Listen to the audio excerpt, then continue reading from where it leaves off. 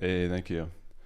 All right, so I'm going to try to leave some time at the end of my talk for some Q&A because I realize we don't have a Q&A session. So we'll try to do some live Q&A at the end. So feel free to start asking questions.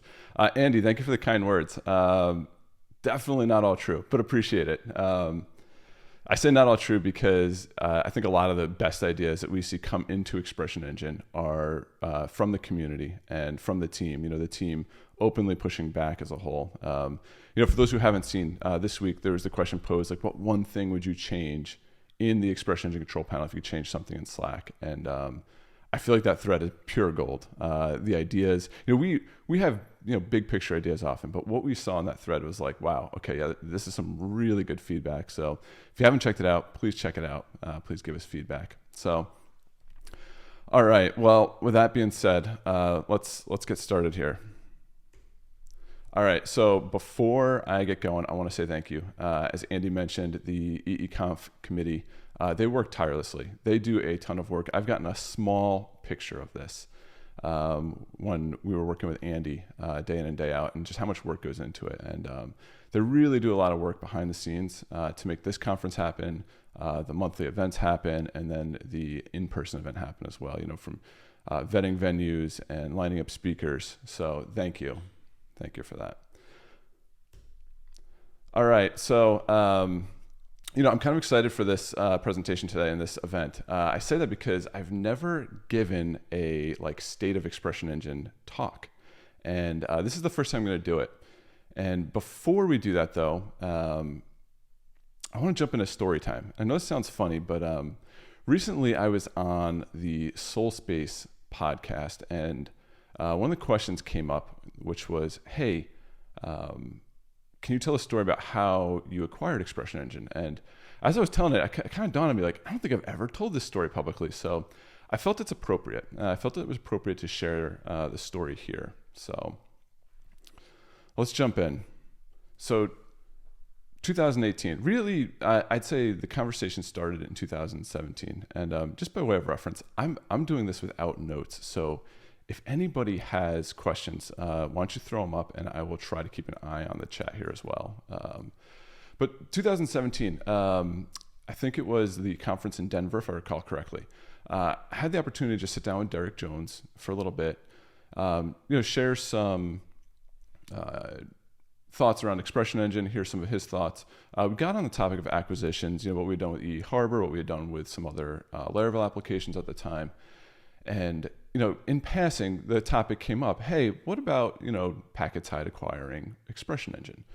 To be completely frank, I kind of dismissed it pretty quick. I wasn't sure as a team that we were ready for that. As a company, we were ready for that just yet. So I kind of dismissed it. So kind of fast forward to 2018.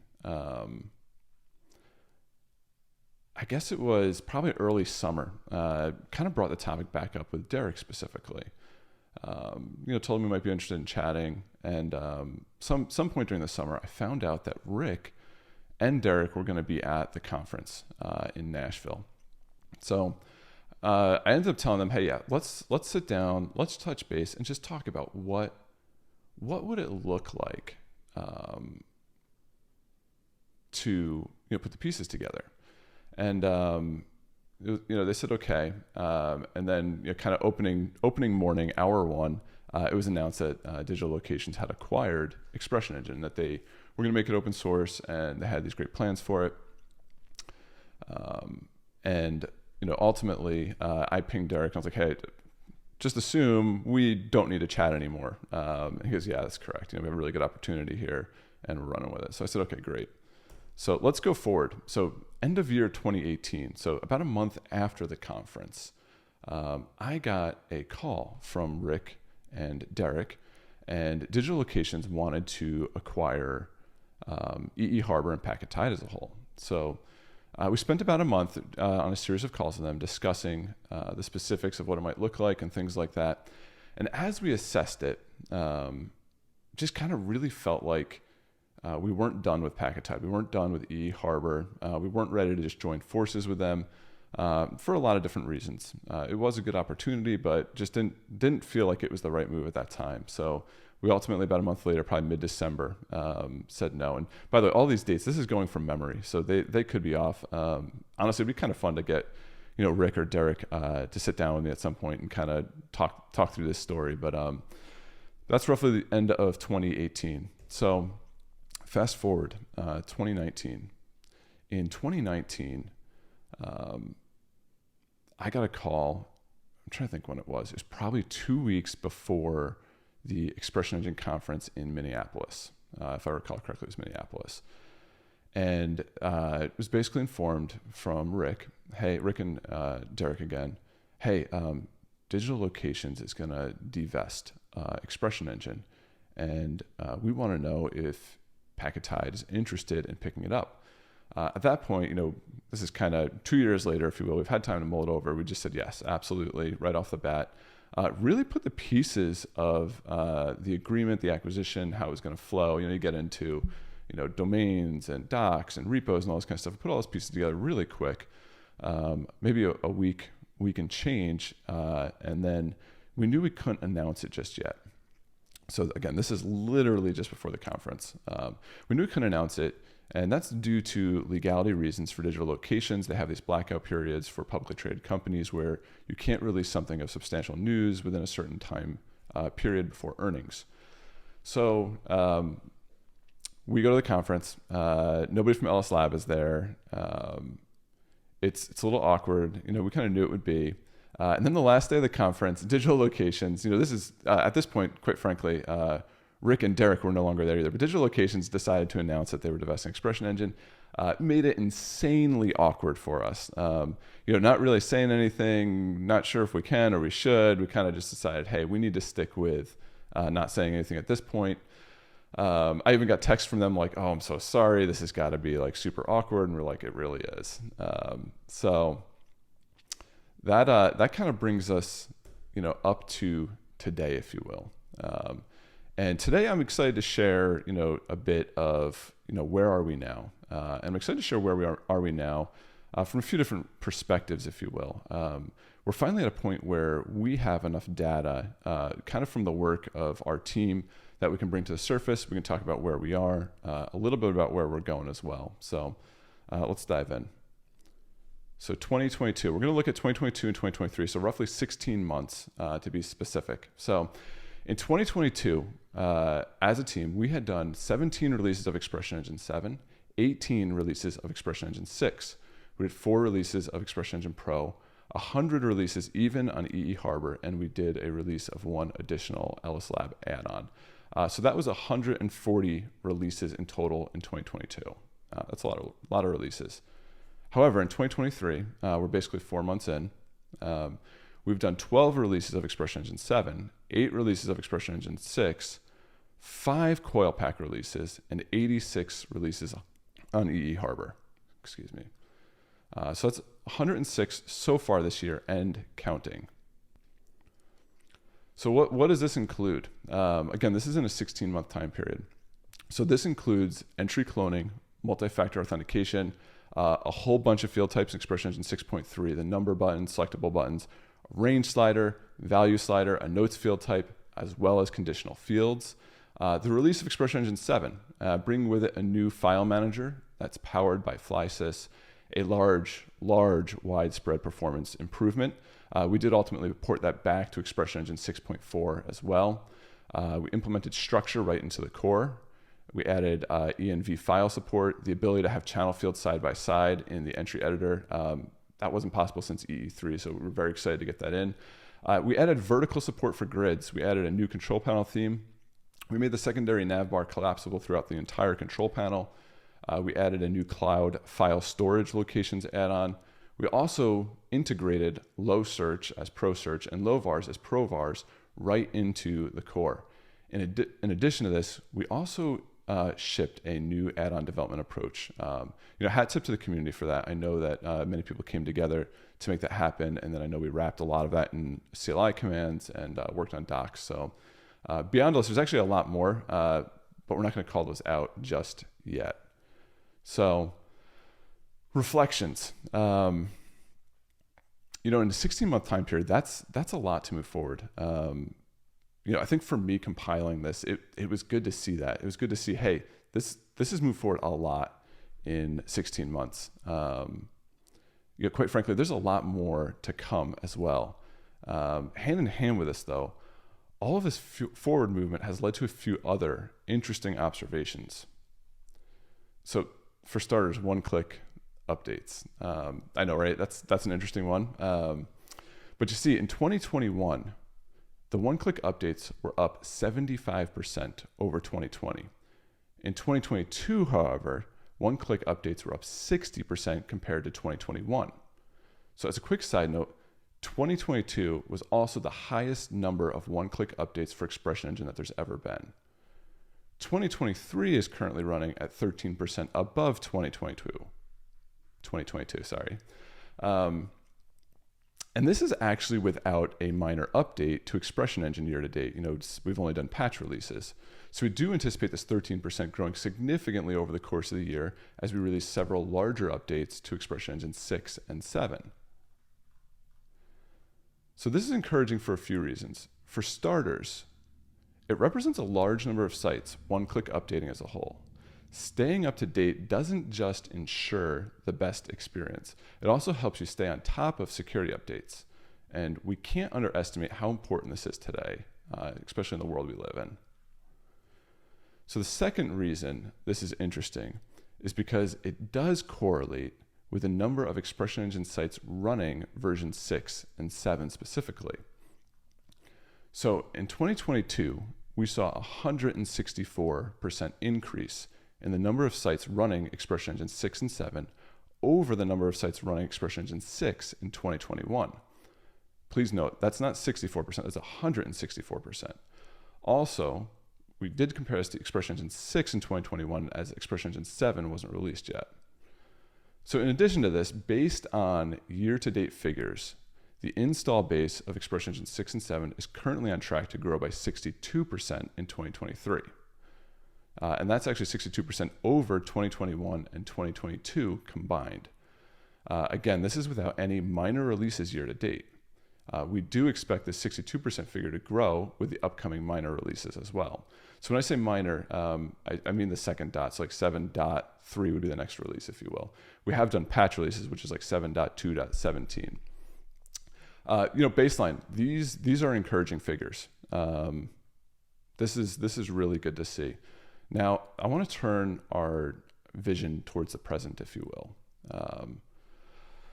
So CoilPack, we just released CoilPack. We're not going to do a deep dive on what CoilPack is or enables you to do beyond mentioning that as a decoupled architecture and allows you to harness Twig, Blade, and GraphQL. In addition to this, it also lets you leverage nearly the entire Laravel ecosystem with your ExpressionEngine installs. CoilPack is really about reaching to the adjacent possible and enabling ExpressionEngine to be used in context in ways that it's never been able to before. So at the end of the day, CoilPack, it's really just another tool in your toolbox. Should it be used on every site? No, it really shouldn't. It should be used where it's appropriate to or where the functionality is needed. So let's talk about the ExpressionEngine templating language. With the release of CoilPack, the question has come up several times if we're going to walk away from the native ExpressionEngine template language that so many people love. The short answer is no. The longer answer is also no. We don't have any plans to back away from the native templating language. In fact, in version 7.3, we have a pretty big step forward for the native templating language. Specifically, you'll now be able to chain together variable modifiers. We're also looking to add additional math support to the native templating language in a future release. All right, GitHub. We love GitHub. Most recently, we've been on a relentless push to decrease the number of open issues on the main ExpressionEngine repo. In addition to this, we're also working to further organize the repo as a whole. So this includes things like going through very, very old issues for versions of ExpressionEngine that are no longer supported, and closing the issue if it's no longer relevant, or testing that issue in newer versions to confirm if a fix for the issue is needed, or we'll just close it accordingly. Ultimately, we realize that these issues are real-world problems that people run into. And the resolving of these issues both enables the community at large to continue moving forward with the different development endeavors or business endeavors that they're taking on. But in addition to this, it also directly relates to the further hardening of ExpressionEngine. So last month in April, we reduced the number of open issues in GitHub by approximately 30%. And this just continues the further stability and reliability of ExpressionEngine. So I want to touch base real quick on the new add-on development methodology that was shipped in ExpressionEngine 7.2. It's worth mentioning that the new add-on development methodology is really designed to bring further organization to your add-on code, as well as greatly simplify getting started with an add-on. Really, with the new methodology, you can get up and running on kind of the meat of what you're looking to build extremely fast by harnessing the command line interface to build out a baseline setup. I suppose for a little bit of additional perspective, it's really not our expectation that all add-ons will convert to the new methodology here, now, and today. However, we realize if we want to provide a path to modernize add-on development, we need to add support for doing so before developers choose to utilize it. So by doing this, it also provides time for a larger ExpressionEngine install base to be present in the versions that support the new add-on methodology. Hand in hand with this, we currently do not have plans to end support for the old method of add-on development. So, a lot of the add-ons that people have created currently, we fully intend to have them continue working. Great, so this kind of brings up the question, what's next? To answer that, let's take a look at things that are right around the corner, starting with ExpressionEngine 6. So as of right now, we have 2 additional minor releases of ExpressionEngine 6 planned, version 6.5 and 6.6. 6.5 will include the new add-on development methodology that was released in ExpressionEngine 7.2, the one we just discussed. And our current plan for 6.6 is to support in control panel add-on store. Okay, so let's talk about ExpressionEngine 7.3. For starters, 7.3 is currently on track to be released this month.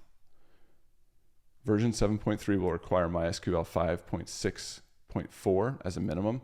Please note, this version of MySQL was released more than 10 years ago, so we don't anticipate this being an issue for people. While there's many new additions in 7.3, I would say the flagship addition is something we've referred to as fieldlets internally, which is really the ability to assign a field group to a single item in a fluid field. This is really opening the door to tying site components, or blocks if you will, to a set of fields in a fluid field. So when adding field groups to a fluid field, we took great lengths to keep the templating as straightforward as possible. In this example, you will notice that on line 2, we have a field content card tag. Card in this case is our field group name. Then displaying the field groups together is only slightly different than it normally is, in that it now requires a fields tag, which you'll see on line 4 opening and 14 where it closes. This really allows you to loop over the fields in a given field group all within your fluid field. It's surprisingly straightforward. Beyond this, 7.3 is also shipping with the ability to clone channel fields, layouts, member roles, and categories, the ability to auto-enforce per channel settings for URL titles. Upload directories are now available across all MSM sites. Visual status indicators have been added to the relationship field. The colors will match the colors assigned to given statuses in the control panel. The ability to chain multiple modifiers in your templates. So you can basically chain together a series of variable modifiers on a single variable. Similarly, a new set of CLI commands for add-on management, the ability to update an add-on on deploy or something along those lines, if you will.